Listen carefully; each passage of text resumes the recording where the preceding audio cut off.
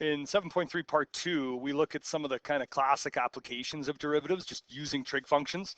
And this can get a little tricky for students because some of the trig that we've dealt with in the past is going to come back to haunt us a little bit. One of the most important things in this question is that x exists from 0 to pi over 2. And the reason why that's so important is if you remember in Math 30-1, you were told that the sine of an angle is equal to y over r, which means if the sine of this angle x is equal to 1 over pi, I know the terminal arm has a length of pi, and I know the opposite side, or the y, the y coordinate would be 1. What is important is that using a little bit of Pythagoras, we can also find out that this side would be the square root of pi squared minus 1. And that is just using Pythagorean's theorem, the idea that, x squared plus y squared is equal to r squared, and then solving for x, we know it's positive because it's in quadrant 1. And that's going to play a pretty big part here because angle x is right there, and that's going to allow us to determine, all 6 trig ratios, be it sine, cos, tan, or secant. And the reason why that's so important is to find the slope of the tangent line, I need to know y prime, and really what this question wants me to do is evaluate dy over dx when, and we don't even know what x is. So instead of identifying what angle x is, we are just going to use the fact that if sine x is equal to 1 over pi, we know how to get the other trig ratios. And that's one of those kind of unique situations where instead of actually telling us what the angle x is, they've given us the means to an end to solve our derivative without that. And in order to do that, we need the derivative. So I'm going to take dy over dx of the tan of cosecant x. Now this is a tricky question because cosecant x is within the tan function. The derivative of tan is secant squared, so that's going to be secant squared of cosecant x because the inner argument doesn't change. But then I'm going to multiply this, and I'm going to write it here, by the derivative of the inner function, which is the cosecant of x, which means that dy over dx will be secant squared of cosecant x times the derivative of cosecant x. And if you track back to what we did in the instruction, or part 1, sorry, the derivative of cosecant x is negative cosecant x times cotangent x. Now, what we need to do with this then is we need to recognize that we need to figure out several things along the way. Now, some of them are easy. If the sine of x is 1 over pi, then the cosecant of x is the reciprocal of that. So it's pi over 1. Now that's important because we have cosecant x in 2 different locations within here, but we also need to know what cotangent x is. Well, cotangent x is equal to x over y. And it is kind of, I'm going to put cot theta there because in this case, the angle is x, but I want to talk about the x and the y coordinate. If cotangent theta is equal to x over y, then the cotangent of whatever angle x is in this case, I'm going to use this diagram, is the x coordinate, which is the root of pi squared minus 1 over the y coordinate, which is 1. And that is tricky for a lot of students to recognize that because we were given sine x and the quadrant, I could determine cosecant x, cotangent x, and a few minutes secant squared of x as well. And what I'm going to do here, I guess it's secant squared of cosecant x, sorry, is I'm going to start to evaluate this. So dy over dx is going to be equal to, and I'm going to write this as the secant of cosecant x. We said that cosecant x was pi, and that secant of pi is squared. And then I'm going to multiply it by a negative cosecant x is pi, and the cotangent of x is the square root of pi squared minus 1. All right, last thing here then is to determine what's the secant of pi. And again, that is a tricky conversation that you haven't done in a while, but the secant of pi is the same thing as 1 over the cos of pi. If you don't remember the cos of pi, take another look at your Math 30 materials, the unit circle, and cos pi is equal to negative 1. And that's because the x coordinate at a rotational angle of pi radians is negative 1. So I'm going to say that dy over dx is equal to negative 1 squared times negative pi times the square root of pi squared minus 1. Negative 1 squared is 1. So the slope of the tangent line, or the value of the derivative when sine x is equal to 1 over pi, is negative pi times the square root of pi squared minus 1.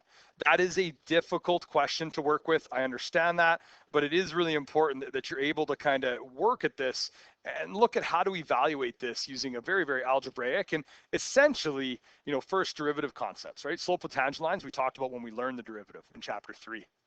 All right, the next example looks easier, except that it's trying to prove if it's concave up or concave down, which definitely means that we're going to need our second derivative for this question, which students typically get a little bit, scared off by, maybe isn't the right word.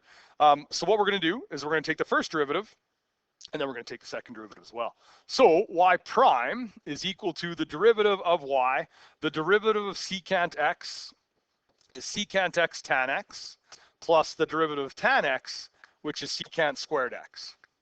Now, at this point, you could certainly factor out a secant x. And one of the advantages of doing that is you would actually see secant x and tan x show up again. And so I am going to show that here, that if I took y prime out, I would if I took secant x out, I would have tan x plus secant x. And the reason why that's so useful is that's why. Well, we just figured out what y prime is. So when I do y double prime, it is going to be the derivative of secant x, which is secant x tan x. That's going to be multiplied still onto the original second function.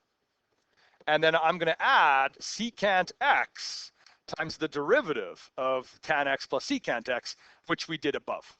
That y prime can be put directly into this bracket. So I'm going to have secant x tan x plus secant squared x. These trig functions are easy to get lost in the technique. It's important that you take it piece by piece and look at making this as simple, and simple should really be in brackets there because these are a little bit tricky to work with. What I'm going to do now is in both of these, secant x is a factor that's present. So I am going to factor secant x out of everything, and I get that y double prime is equal to secant x times, and maybe I'll put a big square bracket there instead. I am going to have in my first set of brackets tan x times tan x plus secant x, plus I factor that secant x out, so I'm left with secant x tan x plus secant squared x. And that should actually be a big square bracket, sorry about that, because when I factor the secant x, this just eliminates, right? All right, doesn't look like it's getting a lot simpler, does it? What we're going to do now is try to simplify it even more, which is to distribute inside the bracket. And I get that y double prime is equal to secant x. I'll leave that square bracket there. I'm going to have tan squared x plus tan x secant x plus, and secant x tan x I can write as tan x secant x. That's going to be useful in a second. And then we have secant squared x on the back end there.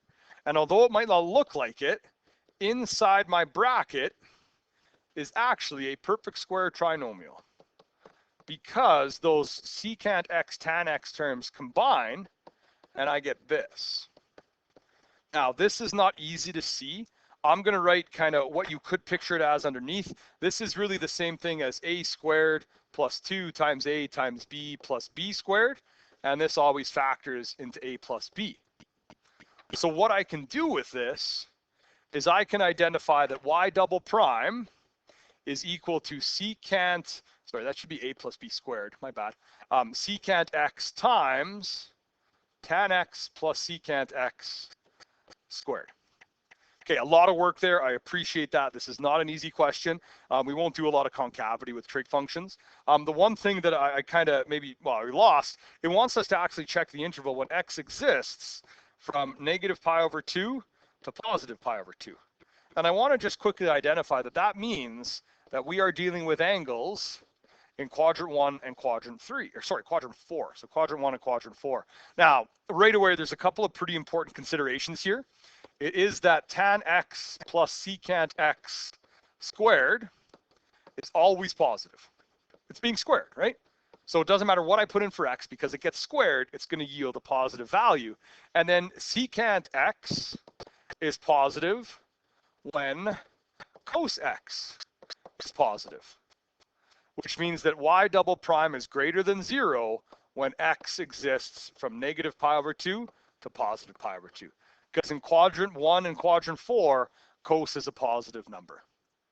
All right, again, that's a bit of a weird, tricky proof for this. It is not a typical question. I don't want you to think you're going to get a lot of concavity questions like this, but it is one of those things that we expect you to be able to do, because we are just applying the derivative to a more and more complex expression, although certainly the complexity of this one is a little bit above and beyond, in my opinion. Okay, one example left, and it wants us to find the vertical asymptotes. you really shouldn't deal with vertical asymptotes until you have a single fraction. So to find that single fraction, I'm going to rewrite this, and I'm going to say that y is equal to 1 over cos x plus sine x over cos x. That means that y is equal to 1 plus sine x over cos x. Now, we have our kind of candidates for vertical asymptotes, or the potential vertical asymptotes, at the points where the denominator cos x is equal to 0. Well, cos x is equal to 0 because of my unit circle. I'll draw it here. Anywhere the x coordinate is 0 is up here, and it's down here. So our potential vertical asymptotes are when x is equal to pi over 2 and when x is equal to negative pi over 2. Now, that negative pi over 2, I'm going to write it a different way, actually, because most students will identify that this angle right here is pi over 2, and then the angle in red is 3 pi over 2. And that's okay, but because of the restriction, we should identify that 3 pi over 2 is not something we would examine. If I subtract 2 pi from that, I get that negative pi over 2 is coterminal with 3 pi over 2, and just on that edge of the domain restriction given to us. Now, in order to examine the vertical asymptotes, because we just want to know in between negative pi over 2 and pi over 2, I am going to look at the limit as x approaches pi over 2 from the left of 1 plus sine x over cos x. And then I'm also going to look at the limit as x approaches negative pi over 2 from the right of 1 plus sine x over cos x. Now, the way that we're going to identify this is we're going to use our same technique that we did previously, and we're going to think about what values would occur at negative pi over 2 and pi over 2. So if we look at pi over 2, 1 plus sine x, well, looking at this kind of 1 plus sine x concept, 1 plus the sine of pi over 2, the sine of pi over 2 is 1. So this is going to yield a positive number over, and then looking at that denominator, this is the tricky part for a lot of students, that as we approach pi over 2 from the right, do I put pi over 2? Oh, pi over 2 from the left. It just looks weird as I write it on the unit circle. That as I get closer and closer to pi over 2, the x values get smaller and smaller and smaller, but they're still positive. So we have a very, very small positive number which yields positive infinity. All right, now what we need to do is we need to look at the other side. What happens as I approach negative pi over 2 from that, right-hand side? And the problem with it is that the sine of negative pi over 2 is negative 1. So if I plug the numbers in, what I get is 1 plus negative 1 over 0. I get 0 over 0, that's indeterminate. So unfortunately, what I have to do with this second limit is I have to introduce the conjugate with the hope of getting some kind of a form where I can evaluate it. And when I do that, I get that this is the limit as x approaches negative pi over 2 from the right of 1 minus sine squared x over cos x times 1 minus sine x. And I know that doesn't feel all that useful, but 1 minus sine squared x is cos squared x. So this is equal to cos squared x over cos x times 1 minus sine x. Cos squared x divided by cos x is cos x. So we have cos x over 1 minus sine x.